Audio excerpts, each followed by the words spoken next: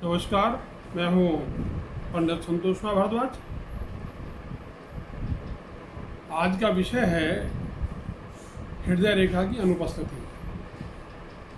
अगर हाथ में हृदय रेखा अनुपस्थित है तो जातक रूखे स्वभाव वाला, क्रूर, लालची, स्वार्थी और अनैतिक कार्यों में संलग्न हो सकता है।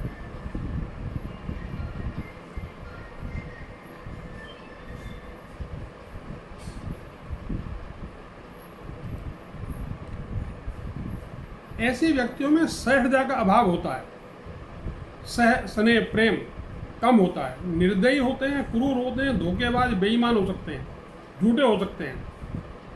अगर हाथ में अन्य लक्षण भी विपरीत हो, गलत हो, तो जातक के अंदर अपोजिट सेक्स, विपरीत लिंग के प्रति संवेदना का अभाव भी होगा। ऐसे जातक भयानक, क्रूर स्वभाव वाले अपराधी हो सकते हैं, विशेषकर जब उनके हाथों में पर्वत बहुत ज़्यादा दबे हुए हों, बहुत ज़्यादा उठे हुए हों, अंगूठा क्लब्ध हो, गोल छोटा।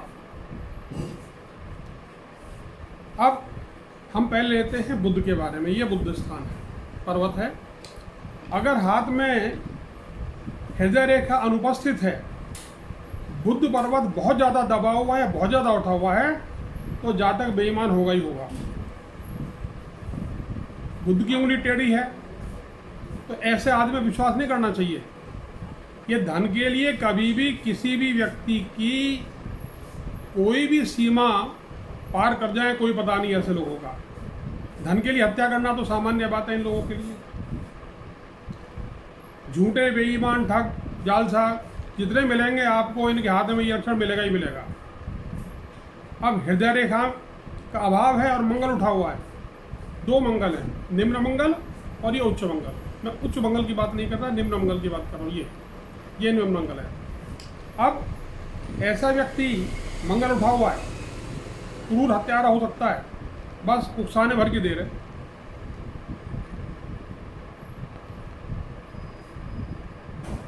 हृदय रेखा नहीं है, शनि उठा हुआ है, तो जातक समाज के प्रति नफरत की भावना रखता है।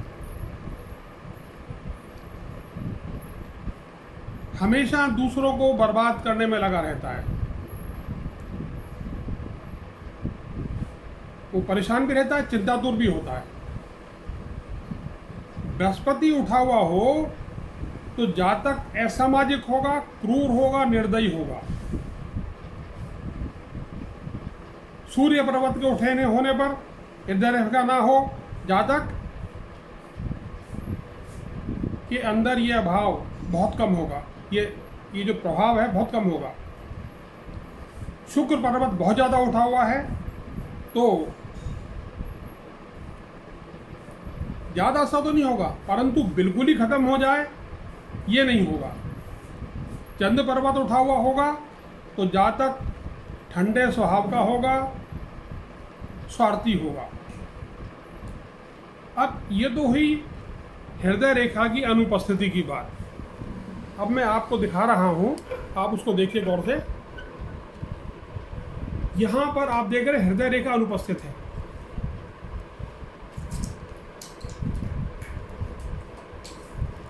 ये यहां हृदय रेखा होने चाहिए तो नहीं है।